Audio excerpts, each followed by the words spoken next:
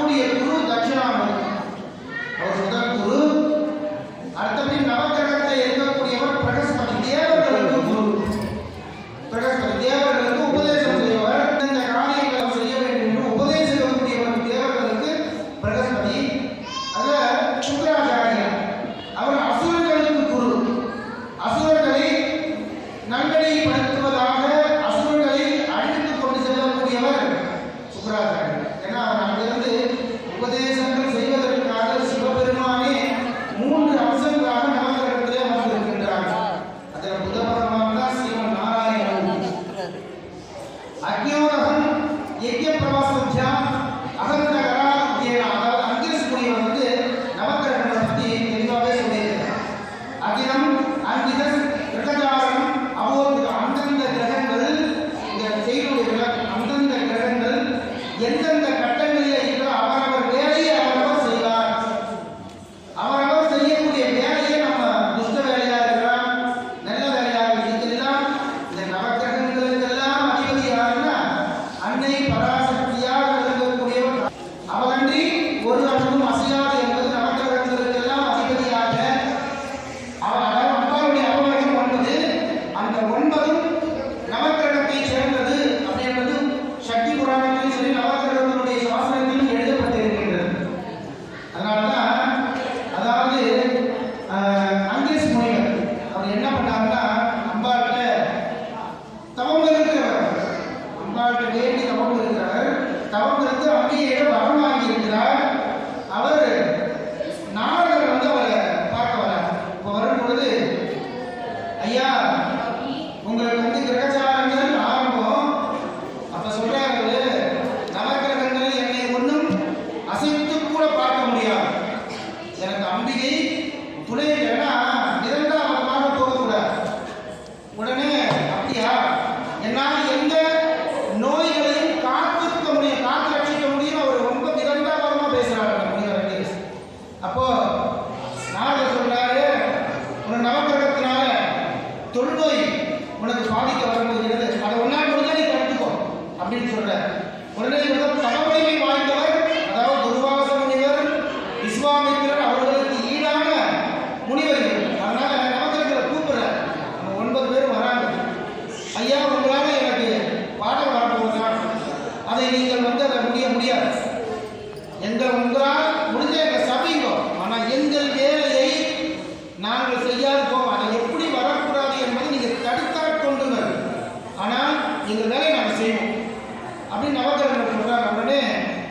உடனே அம்பால யாகம் மூலியமா அம்பாள் அழைக்கிறார். உடனே அம்பிகை வரா.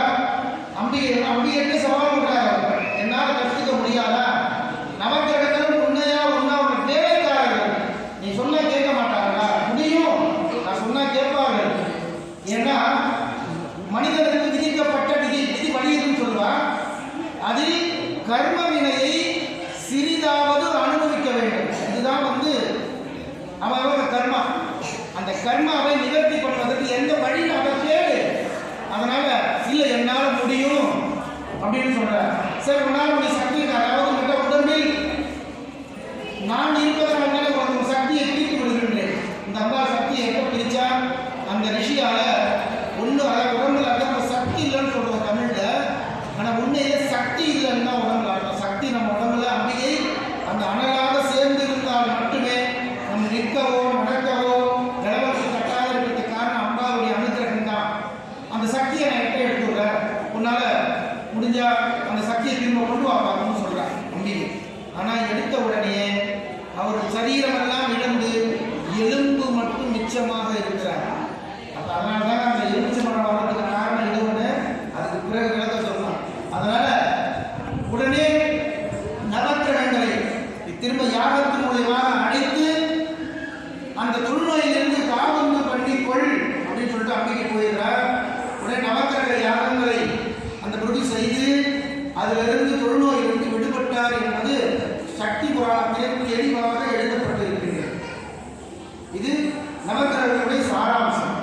குரு பகவான் அதே மாதிரி பாருங்க, அசுர குரு சுக்கராச்சாரியார் அசுர குலத்தில் இருக்கிறதுனால ரொம்ப எனக்கு அவர் ரொம்ப அசுரர்கள் பலம் இருப்பது போல் அவர் ரொம்ப கொஞ்சம் அகங்காரமாக செய்பவர் சுக்கரர சுவாமி அம்பாள் வந்து பேசிட்டு இருக்கிறார். அப்போ கைலாயத்துக்கு, அதாவது ஒரு ஆலயத்தில் பேசிட்டு இருக்கும் பொழுது ஆலயத்தில் ஒரு தீபம் எரிந்து கொண்டு இருக்கின்றது. தீபம் வந்து ரொம்ப பத்தி எரிய போகிறது. அப்போ ஒரு எலி வர்றது. அந்த எலி வந்து என்ன பண்ணுறதுன்னா, அந்த திரியை எப்படி எலி நம்ம பின்பற்ற வேண்டும். இந்த எலி முன்னாடி எழுந்ததுனால திரி வந்து பிரகாசமாக இருந்து அந்த இடம் வெளிச்சம் கொடுத்து. அப்போ பரமேஸ்வரன் சொன்னார்,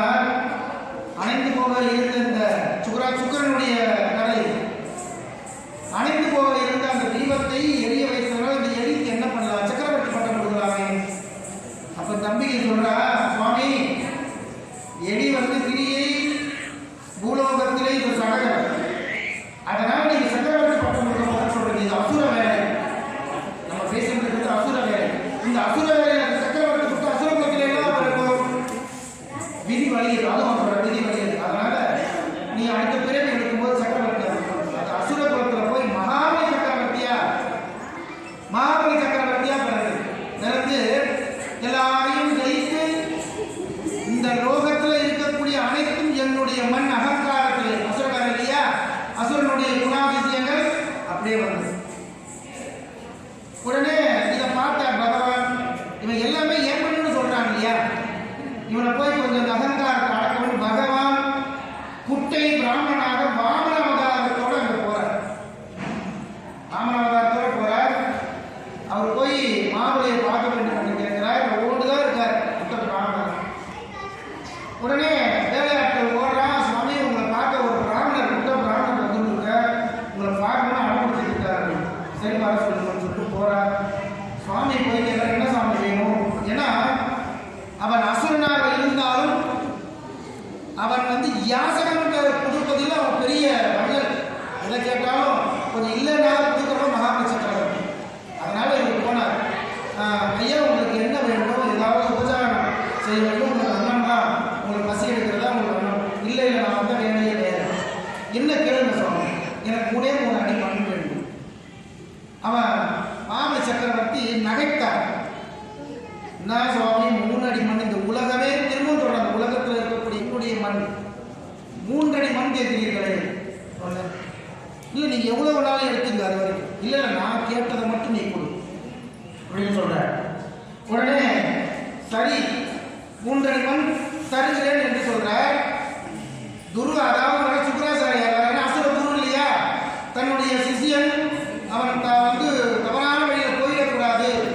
அப்படி இருந்தாலும் அவன் அழிவுக்கு வழி ஏற்படுத்த வேண்டும் என்பதற்காக தான் சுக்கிரன் வந்து அசுர குருவாக இருந்து கொண்டிருக்கிறார். அப்போ அவர் போறார். மகாபலி குட்டை பிராமணனை நம்பாதே, அவன் வந்திருக்கும் காரணங்கள் வேறு. அதெல்லாம் முடியாது சாமி, நான் வாக்கிட்டேன் என்றால் மறுபடியும் நான் பதில் சொல்ல மாட்டேன். நான் கேட்டதை தருகிறேன். சரி நீ எனக்கு நேரடியாக தர வேண்டாம், கமண்டலத்தின் மூலம் எனக்கு தாரவாத்து கொடுன்னு சொல்லி கேட்கிறார். அப்போ தாரவாத்து கொடுக்கணும்னா இங்க போய் எவ்வளோ சொல்லி பார்த்தா ஒரு தர்மபத்தினி இருக்கா, அவன் போய் சொன்னா சுவாமி உங்களுக்கு எல்லாம் குரு, உங்களுக்கு குருவா இருக்கிறவர் இதெல்லாம் எப்படி நடக்கும் சொல்ற. அவர் சொல்றாரு, அவர் சொல்ல குரு அதாவதுங்க குரு பேச்சை யாரும் கேட்காதவர்கள் குருக்கிட்ட சரித்திரமே கிடையாது. மாதா பிதா குரு தெய்வம் 4வது இடத்துல சுவாமி வச்சிருக்காங்க. தான் பிள்ளைகள் தகப்பனிடத்திலே கல்வி கற்க முடியாது, அப்படியே கட்டாலே அது மதிக்காது, பேசாது, அது பதில் சொல்ல. அதனால தாய் தந்தையர் குருவை காட்டினார், குரு தெய்வத்தை காட்டினார். குரு இல்லாமல் ஒரு காரியமும் சித்திக்காது. குரு இந்த வழியில் நடக்க வேண்டும் என்று சொன்னால் ஒழிய அவ்வழி கடவுள் வழியே. அதனால 4வது இடத்துல சுவாமியை வச்சார். அப்போ அவன் குருவுடைய பேச்சுக்கு மகாபாரதத்தில் கூட துரோணாச்சாரியார் வந்தார். பஞ்சபாண்டவர்கள் குருவை அவருடைய துரோணாச்சாரியார் மதிச்சாங்க. இன்னைக்கு அவங்க நல்லா இருக்கு. ஆனா அந்த கௌரவர்கள் துரியோதன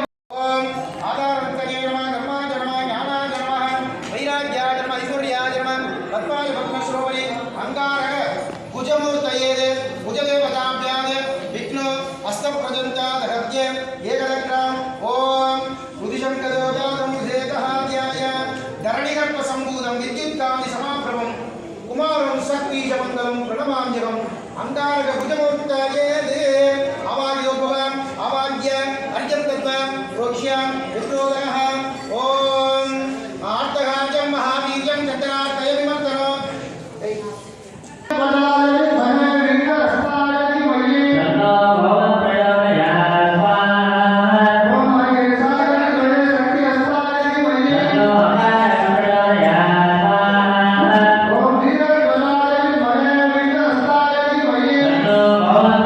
Yeah.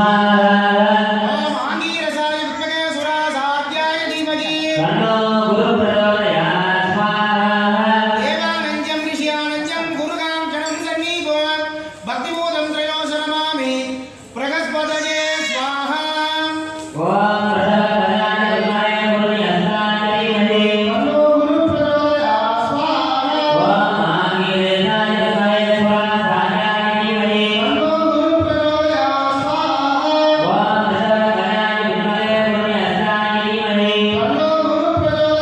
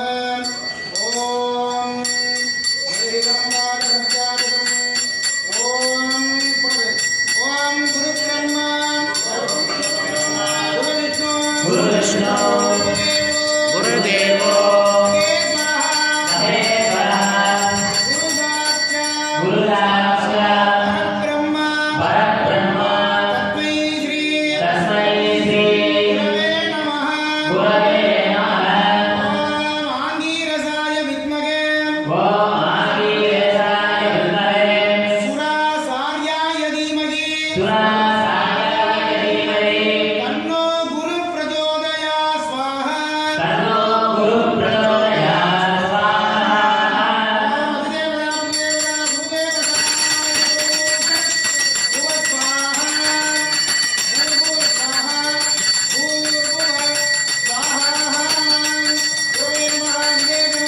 நிவேதயாமி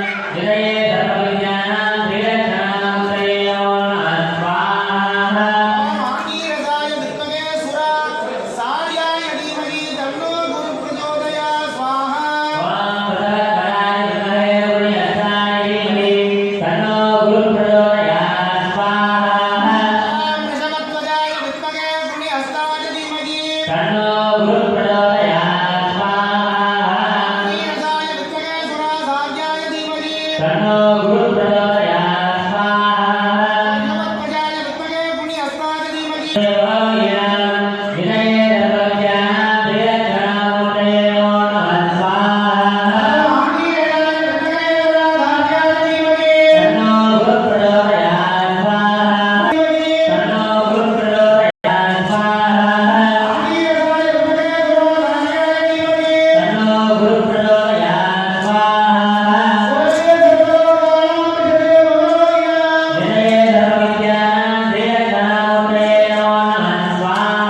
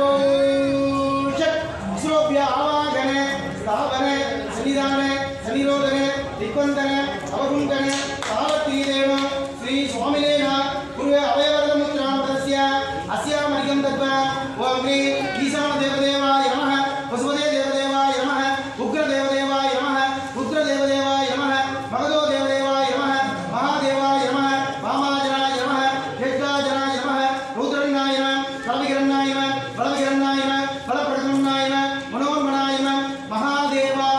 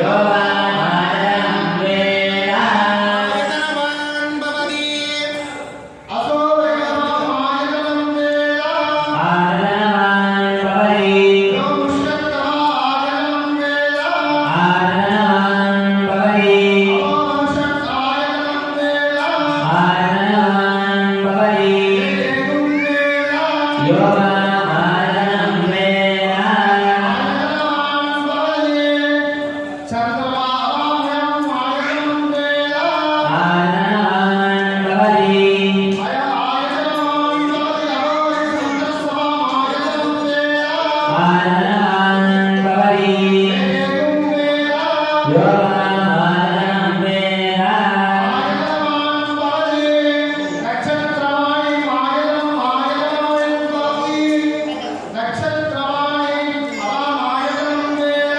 आर्जनवान् भवति नक्षत्रमायतनं भवति आर्जनवान् भवति भज्जन्नो अवामायतनस्यो भज्जन्नस्यो अपामायतनो आर्जनवान् भवति आपो वै भज्जन्नस्यो अपामायतनो आर्जनवान् भवति वेद योगमार्जनं वेद आयतनवान् भवति संवत्सरो अपामायतनो आर्जनवान् भवति आपो वै संवत्सरो अपामायतनो आर्जनवान् भवति वेद योगमार्जनं वेद आयतनवान् भवति यो राजत्वं प्रतिष्ठितं वेद वेदोच्चरमन्त्रभ्यो राजाधिराजाय प्रदत्तदागिने नमो